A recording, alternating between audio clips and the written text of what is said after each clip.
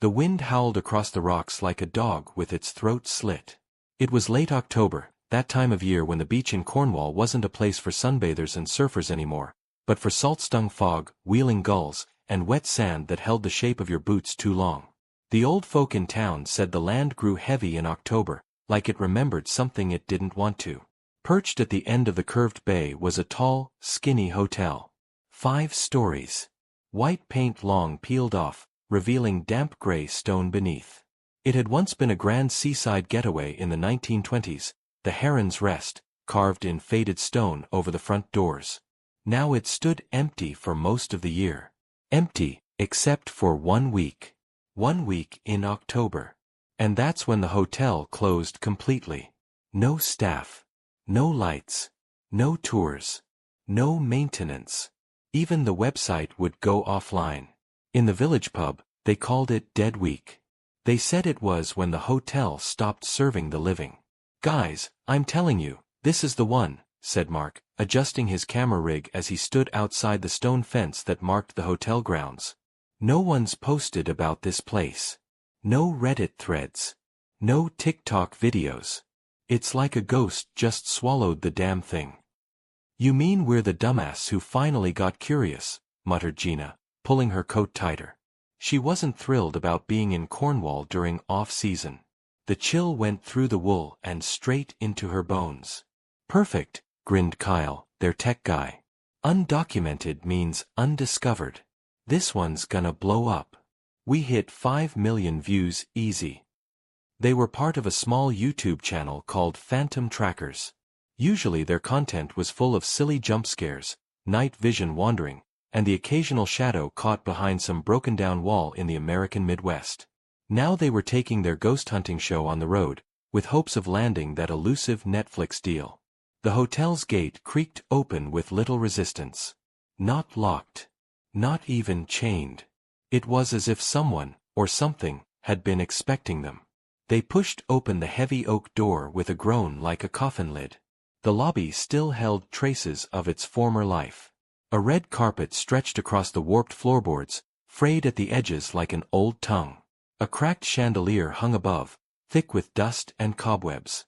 Chairs sat in crooked little clusters as if people had just left their seats in a hurry. One even had a teacup still resting on the saucer.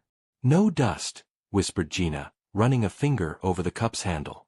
"That doesn't make sense." Kyle turned on the thermal cam. "Place looks abandoned but lived in. Like someone's been cleaning up, maybe." Mark nodded toward the check-in desk. A brass bell sat there. "Don't," said Gina. He rang it anyway. Ding. The sound rang out loud. Too loud. And then, from somewhere above, came a soft dragging sound. Like something was moving on the upper floors. Slow. Heavy. Wet. They all froze. "No way someone else is here," Mark said quietly.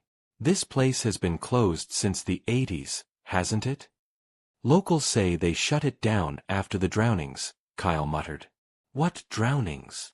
"The original owner's kids. Twin boys. Drowned in the sea just outside that window." He pointed to the cracked glass behind the desk. Through it, you could just see the black line of the tide, crawling its way toward the shore. By 10 p.m., they'd filmed 2 intros, walked through all 5 floors, and even gone into the kitchen, where rusted stoves still waited for meals that would never be cooked. Then Kyle saw the footprints. Guys. He was looking down the long hallway of the 3rd floor, near the room marked 303. The carpet was soaked in a trail of water, as if someone had walked through the sea and then come upstairs. But the prints weren't shoes. They were bare feet. Small. Child-sized. They led directly into room 303. "That's not funny," Gina said, glaring at Kyle. "It's not me," he said. "You think I poured water on the floor for some B-roll?" Mark hesitated, then turned the camera on and pointed it at the room's half-open door. He walked forward, pushing it gently. The room was dark. Curtains flapping in the wind. The bed was still made. But the bathroom door was open just a crack. And something behind it breathed. Mark swung the bathroom door open. Nothing. But the floor was flooded.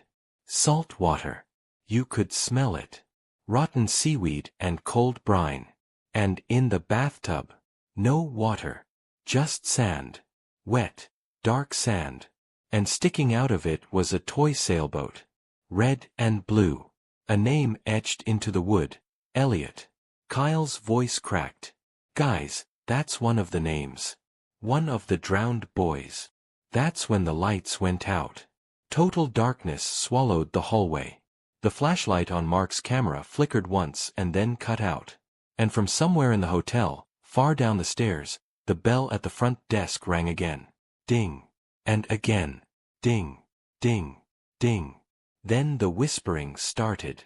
Not from outside. From inside the room. The whispering wasn't loud. Not at first. It slithered into the cracks between the walls, into the fibers of the carpet, into their ears like grains of sand. Mark could almost make out words. A name. 2 names. Elliot. And Emery. What the hell is that? Gina hissed. They all turned in circles, pressing their backs together. Kyle swung his infrared camera around like a weapon. It glitched, skipped like a scratched DVD, and then snapped back to black and white. The tide is coming. You left the door open. Let us in. The whispers became layered. 2 voices, maybe more. Children, but not quite. Like if kids tried to sound like adults, or adults tried to speak through children's mouths. Then came the sound of dripping. From above. They all looked up at once. A dark, wet stain began to spread across the ceiling. First the size of a coin. Then a handprint. Then a body's worth. It soaked the plaster, dripping down in slow, thick plops. Salt water. And something else. Mark stuck his hand out and caught one drop. Blood. They fled the room.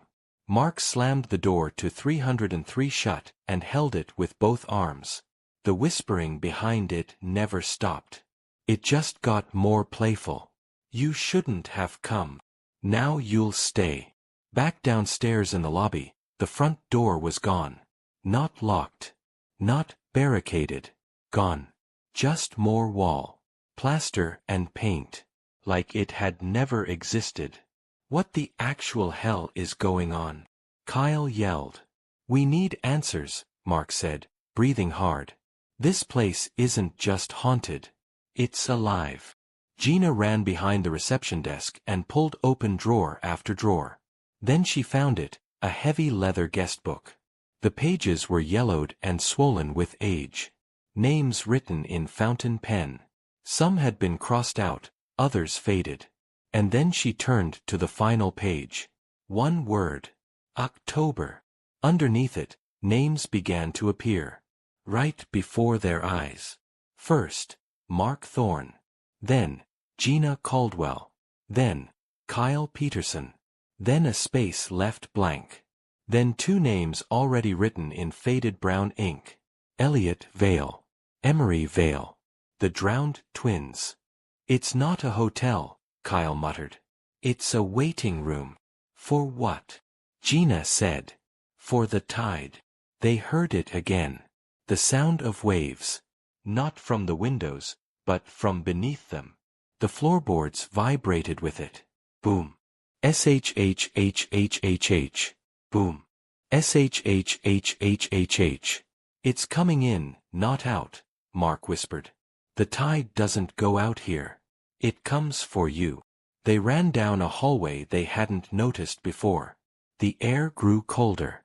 The walls slick with moisture. Paint peeled like dead skin. At the end of the hallway, a heavy wooden door chained shut with rusted iron. A plaque above it read, "Do not open during Dead Week." Kyle didn't wait. He pulled bolt cutters from his bag and snapped the chains. "You're insane," Gina shouted. "No, I'm getting us out," he screamed, throwing the door open. Behind it was a stone stairwell, sloping downward, lit only by mossy green lanterns that flickered to life as they stepped in. The smell hit them like rot in the throat. And below, they heard the sea again. Closer this time. Wet. Breathing. The stairwell led to a cavern. A hidden basement carved into the rock below the hotel. Seaweed clung to the walls like veins. The floor sloped downward into a shallow black pool. At its center stood a cracked stone altar, covered in wax and bones. Children's bones. A mural on the wall behind it showed a crude painting of two boys holding hands, standing in the surf, facing away from shore. Waves crashed around them. And behind them, a figure rose from the sea. Tall, thin, with hands that stretched like ropes, mouth open in a scream. "He only comes in October," Gina whispered. "That's what they say. That's why they closed the place." Kyle walked toward the pool, slowly. Almost entranced. Mark reached for him. "Kyle, don't." Too late. A hand burst from the water, gray and long-fingered, grabbing Kyle's ankle and yanking him under. His scream bubbled once, then stopped. Only the red lens cap from his camera floated to the surface. They ran. They didn't speak. They didn't cry. They ran until their legs burned and their lungs felt full of ice. Up the stairs. Through the wet halls. Past the whispers and the flickering chandeliers. Back to the lobby. And now, the front door was back. Wide open. The sea roared just beyond the steps. Dawn was breaking. Pale and colorless. Gina and Mark didn't wait. They bolted into the cold morning light. The door slammed shut behind them. They never found Kyle's body. Gina and Mark made it back to the States. They never uploaded the footage. The camera they recovered showed only static. No images. No sound. Just one line of text burned into the screen. "You brought him back." Because sometimes, the thing you film doesn't stay behind. Sometimes, it watches you through your own screens. Gina saw Kyle once, in the reflection of her laptop. Just standing behind her. Dripping. Mark heard waves crashing in his apartment. He lived in Denver. There's no ocean for 900 miles. Back in Cornwall, the Heron's Rest stands empty again. The gates swing shut for another October. Locals don't speak of it, not anymore. But if you walk the beach on certain nights, especially when the fog rolls in heavy, you might hear children laughing. Or screaming. And if you look up at the windows of the hotel, sometimes they look back. They say the cave isn't always there. You could walk the same rocky beach of Costa Brava 100 times, at high tide or low, and never see more than sand, driftwood, and crabs that scuttle away like they know something you don't. But once in a long while, when the moon is full and the tide retreats further than it should, a jagged crack opens in the cliff face. Not a door, not a tunnel. A wound. Old fishermen say it's not a natural cave. It's a prison. Something was locked inside there 2,000 years ago. And when it gets out, the sea isn't enough to drown it anymore. Back when Spain was still part of the Roman Empire, the land was different, wilder. The sea was considered sacred and feared, especially along the Black Coast, where storms would rise without warning and ships would vanish without a sound. A centurion named Gaius Lurco led a small detachment to build a fort on the cliffs. They say he returned alone. Changed. Hollow-eyed. He claimed the others had been taken by something not human. Something from the sea. Something that offered him a choice. Bind me, and live. Free me, and drown with your gods. No one believed him until he drew the sigil, a twisting knot of ancient letters and jagged points, and ordered it carved in stone, along with blood rituals that had no place in Roman law. And when the fort crumbled into the sea during the first storm, the cave remained. Sealed. Until now. 5 of them. Young, stupid, and full of let's go viral energy. Evan, the leader. All camera angles and sunglasses, always narrating to the invisible audience. Mira, his girlfriend, skeptical but always follows. Luca, local boy with an ego as big as the sea. Kayla, thrill seeker, always smiling until it's not funny anymore. Jonas, quiet, camera guy, pale and serious. They weren't from the village. Just staying nearby in an Airbnb, chasing myths for clicks. Luca had heard about the cave from his uncle. They made the hike on the second night of the full moon. Tide was out. The beach was empty. The moon hung huge and yellow like a warning light. And the cave was there. A gaping slit in the stone, pulsing with cold air and a sound like whispering waves. Jonas was the first to notice the markings. On the stone around the entrance, deep grooves, spiraled letters, and blood-colored stains that never quite dried. The sigil was still there, 2,000 years later. A rusted iron plate was bolted to the rock. An inscription in Latin. Non solvum pactum. Custodium noctem. Break not the pact. Guard the night. Luca laughed. Old Roman crap. Let's open it. Evan grinned. You're already rolling, right? Jonas didn't answer. He just kept filming. Evan walked forward, pulled out a pry bar, and jammed it under the plate. The seal cracked like bone. A gust of warm wind poured out of the cave. Not cold. Warm. And wet. It smelled like rot, sea brine, and something older, something that remembered blood and darkness. They should have run then. But they didn't. The cave was steep and narrow, slick with algae and sea moss. Flashlights struggled to reach the walls. Every few feet, the air changed, sometimes warm, sometimes freezing, sometimes still, and sometimes full of breath. Not theirs. They kept going. Jonas kept recording, but his hand started to shake. The footage blurred slightly with every step. And then, they reached it. At the bottom of the cave, beyond a curtain of black roots, was a chamber. No natural rock formations here. This was carved. Sharp angles. Symbols etched into the floor in rings. At the center stood a stone pillar, cracked down the middle like a broken spine. And at its base, bones. Dozens of them. Maybe hundreds. Mira gasped. Animal bones, Evan said too quickly. No, Jonas whispered. Look at the teeth. Human. Children, some of them. They didn't hear it at first. Just a low hum. Like ocean waves echoing through a pipe. It vibrated in their bones. Then something moved behind the pillar. Not fast. Just awake. A shape unfolded, tall, thin, glistening wet. No face.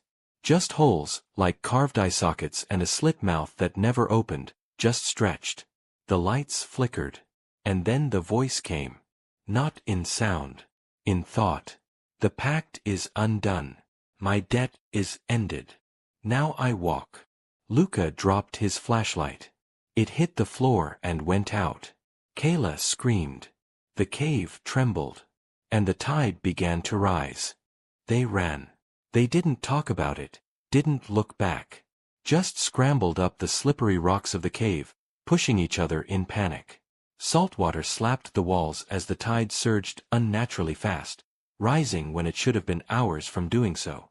Jonas dropped his camera. The sound it made, clattering against stone and then vanishing into water, echoed like a warning bell. Behind them, the thing didn't scream. It didn't chase. It followed. Walking slowly, confidently. As if it had done this before. Because it had. When they burst out of the cave, the beach was gone. The sand was now dark and wet, soaked through. The air was thicker. Heavy. Evan turned back toward the entrance. It was gone. Just cliff now. No crack. No cave. Where, what the? He gasped. That's when Luca screamed. He was standing too close to the tide line. A pale gray arm shot out from the surf and dragged him under like a rag doll. Just gone. His scream cut short by a gurgle. And then, nothing. Just froth. They stumbled back to the Airbnb in silence. Soaking wet. Mouths dry. No one spoke about Luca. No one had the words. Mira tried to pack. We have to go. Now. No one's going to believe us, Evan muttered, pacing the kitchen. There's no footage. No proof. There's no Luca, Kayla whispered. Jonas sat at the table. Silent. Unblinking. He was drawing. Pages and pages of the same shape. A circle of knives. A broken spine. A slit for a mouth. Symbols they saw on the cave floor. Jonas. Mira said. What are you? I think it's still following us, he whispered. The pact wasn't with the land. Or the cave. It was with the people. With us. Now that it's broken, it can walk anywhere. That night, the sea came further inland than ever before. And someone knocked on the Airbnb's door at 3:06 a.m. They didn't open it. But they heard wet footsteps across the porch. They left before sunrise. The car sped down coastal roads, Mira at the wheel, Evan arguing with the GPS, Kayla crying silently in the back. Jonas just stared out the window. Where are we going? Evan snapped. Away from the water, Mira said. Then we should go inland, like Barcelona. No, Jonas interrupted. Everyone turned. He finally looked at them. His eyes were bloodshot and glassy. It's not just water. The pact was with a man. A Roman.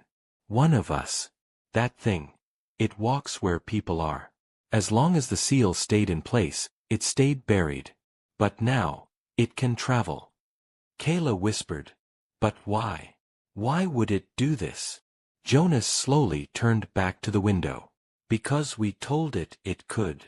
They checked into a roadside motel 20 miles inland. The sky was pale and washed out, the color of old bone. Mira drew sigils from Jonas's pages and salted the windows. Evan tried uploading old footage to the cloud, but every file from that night was corrupted. Just static and the sound of dripping water. By nightfall, Kayla said she couldn't breathe. There's water in my lungs, she whispered.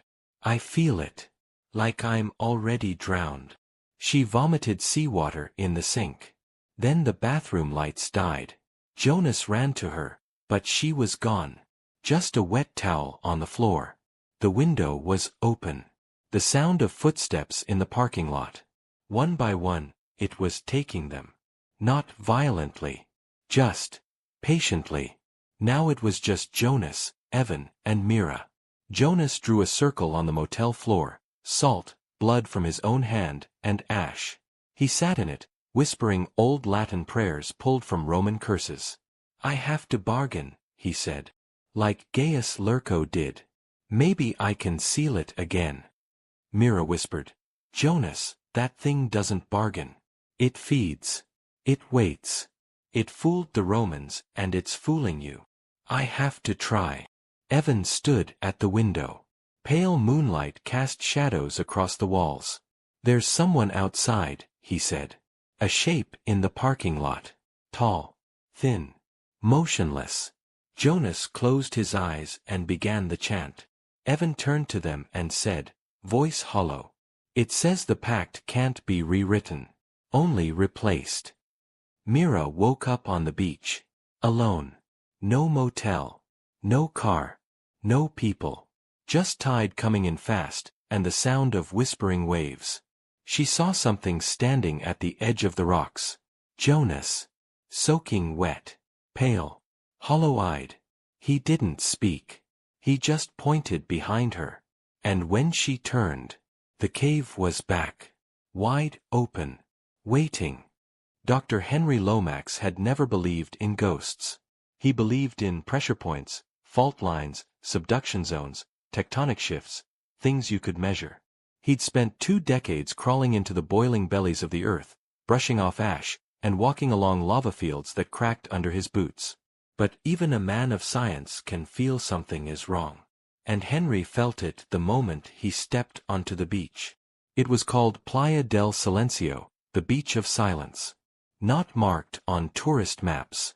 No beach chairs, no shops, no lifeguards. Just a narrow dirt path down the side of an ancient caldera, leading to a half-moon of black sand that curved like a grin beneath volcanic cliffs. He'd come here to investigate an anomaly, something strange in the rock beneath the beach. Government satellites had picked up unusual magnetic readings, enough to suggest underground geothermal activity. Maybe even a sleeping chamber of magma, deep and angry. That was Henry's bread and butter. But what he found was older, colder, and very much awake. The sun was high when he arrived. Warm, dry wind rolled in off the Atlantic. The sand crunched under his boots, fine as powdered glass. It clung to his hands. Smelled like burnt sugar. No sound. No waves. Just the buzz of silence. And in it, something else. A whisper. He paused halfway across the beach and held still. At first, he thought it was the wind slipping through the rock crevices. But then he realized there was no wind. He heard voices. Faint. Unclear. They came from under his feet, as if the earth itself were murmuring in its sleep. He shook it off. Stress. Too much coffee. Not enough rest. He'd flown from Madrid the day before and driven through twisted mountain roads to reach the island's remote side. His neck hurt. His ears rang. He set up camp at the base of the cliffs, far above the tide line. Pitched his single tent. Started taking core samples from the rocky outcrop above the beach. That's when he saw the first symbol. It was carved into the stone, a triangle wrapped inside a circle, with jagged lines radiating outward like sunbeams. Weathered, almost gone, but unmistakably deliberate. He took a photo. Then another, 10 feet down, where a second symbol appeared, this one etched deeper, newer. It looked like a man on fire. That evening, Henry drove back to the village for supplies. There was only one place open, a tiny store that sold bread, tinned fish, bottled water, and postcards faded by the sun. The shopkeeper was an old man, skin like leather, one eye clouded white. When Henry placed his items on the counter, the man didn't ring them up. He just looked at him and said, "Did you go to Silencio?" Henry hesitated. "Just for research. I'm a volcanologist." "You shouldn't sleep there," the man said. "Not when the moon is full." Henry almost laughed. "You sound like a movie." The man's face stayed hard. "They think it's the sea that takes them. The ones who vanish. But it's not. It's him." "Who?" Henry asked. The old man said a word Henry didn't understand.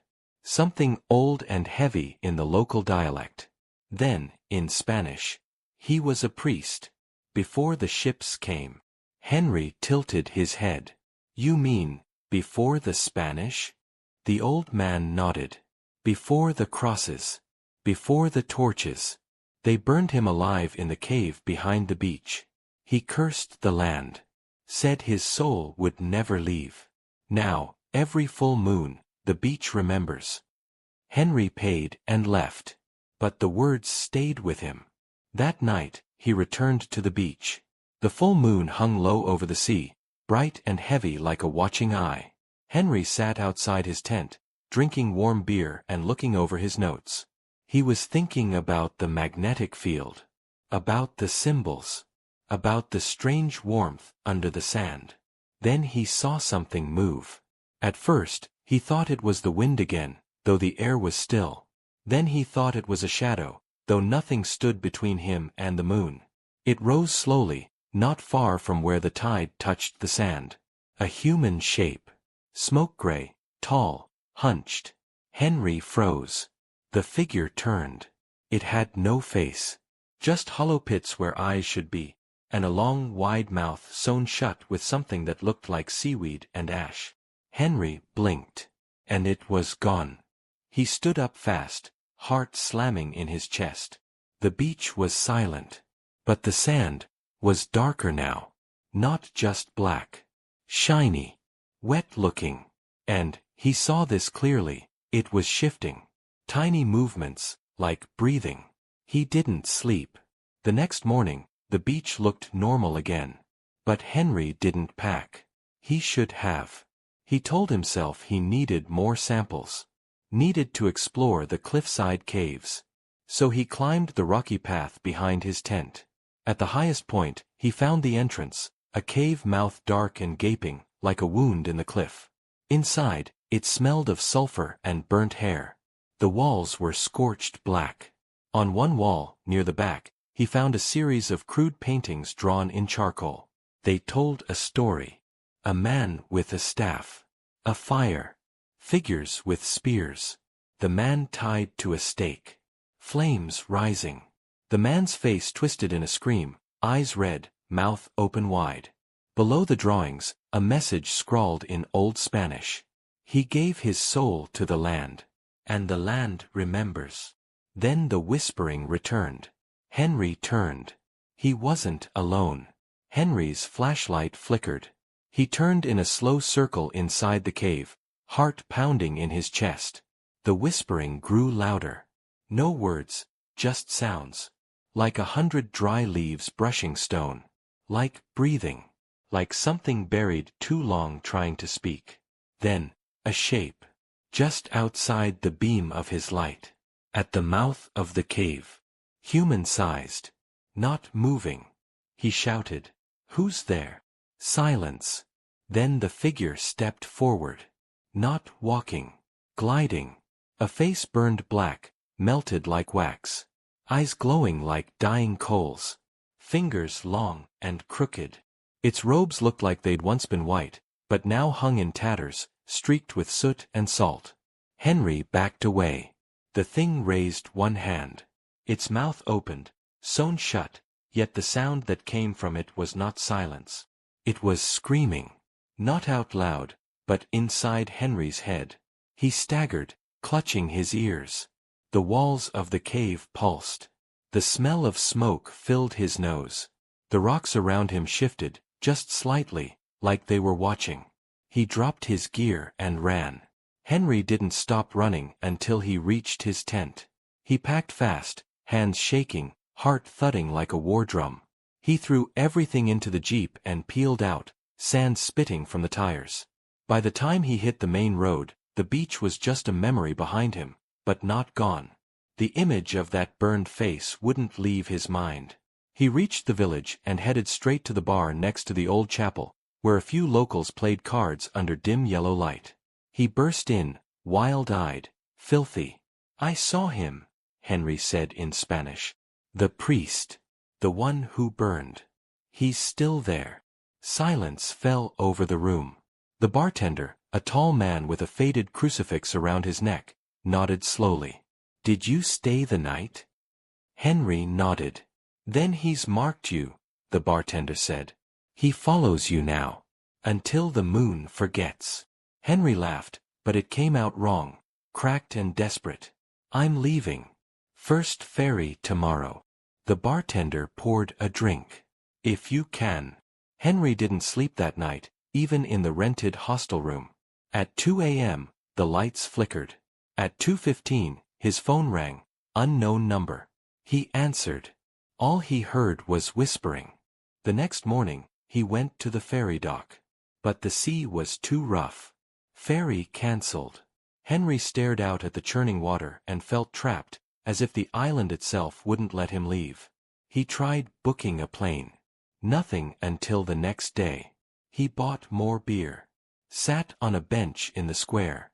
Locals watched him but didn't come near. That night, the dreams came.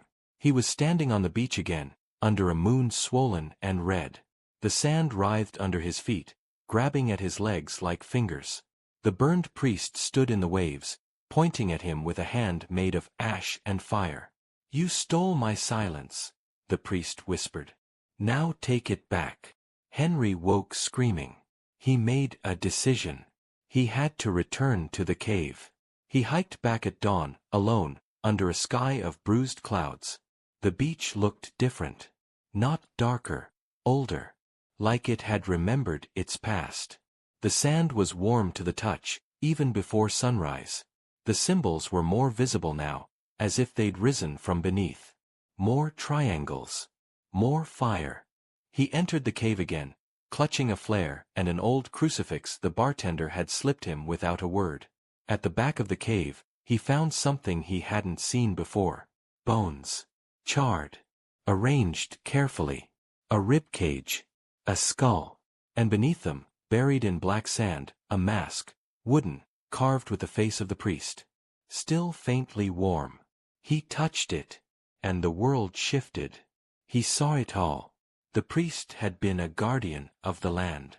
Before the colonizers came with their ships and crosses, the priest spoke to the island, to the fire inside it. He kept it calm. He gave it offerings. He asked nothing in return. But the Spanish came. They brought steel and oil and churches. They called him a heretic. They dragged him to the cave, tied him to a stake, burned him alive with the fire he once commanded. And with his dying breath, he bound his soul to the land. "You will take," he screamed, "as you took from me." And the beach obeyed. Ever since, it whispered, called out. And when someone stayed, camped under the full moon, it took them. Burned them not with flame, but with silence. Swallowed them whole. Henry dropped the mask. His hands were smoking. He ran. Back in the village, he begged for help. The bartender only said, "If you survive one more night, the moon will wane. Then the beach will sleep again." So Henry stayed, locked in the chapel, candles burning low. The priest came for him at midnight. Through the window, Henry saw the beach in his mind, alive, pulsing. He felt sand in his lungs. Heard the screams of the ones who vanished before him. Faces twisted in silence. He clutched the crucifix. "Not me," he whispered. "Not tonight." And something strange happened. The whispering paused. Only for a moment. Then the wind picked up, and the burned figure faded like smoke. When morning came, Henry left. This time, the ferry ran. No one stopped him. No one said goodbye. Back home in London, he tried to forget. Burned his notes. Deleted the photos.